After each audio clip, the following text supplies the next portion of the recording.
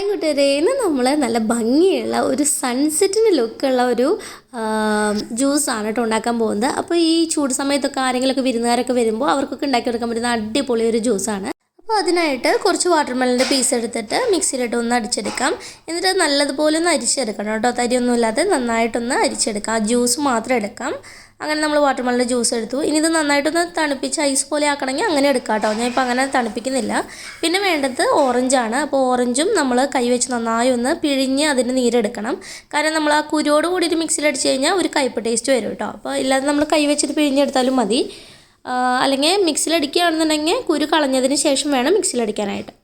ഇനി നമുക്ക് ഇത് സെർവിങ് ഗ്ലാസ്സിലോട്ട് മാറ്റാം. അതിനായിട്ട് ആദ്യം തന്നെ ഒരു ചെറിയൊരു പീസ് ചെറുനാരങ്ങ പിഴിഞ്ഞ് അതിലേക്ക് അതിട്ട് കൊടുക്കുക. പിന്നെ കുറച്ച് പുതിനയിലയാണ്, അത് നമ്മൾ കൈവച്ചൊന്ന് തിരുമ്മിയിട്ട് അതിലേക്ക് ഇട്ട് കൊടുക്കണം ആ ഗ്ലാസ്സിലോട്ട്. പിന്നെ നമ്മൾ അരിച്ചു വെച്ചിട്ടുള്ള നമ്മുടെ ഓറഞ്ച് ജ്യൂസ് ഒഴിച്ചു കൊടുക്കുക. ഇനി അതിന് മുകളിലേക്ക് നമുക്ക് ഐസ് ക്യൂബ്സ് ആണ് ഇട്ട് കൊടുക്കേണ്ടത്. അപ്പോൾ എന്തോരം തണുവ് വേണമെന്നുണ്ടെങ്കിൽ അതിനനുസരിച്ച് നമുക്ക് ഐസ് ക്യൂബ്സ് ഇട്ട് കൊടുക്കാം കേട്ടോ.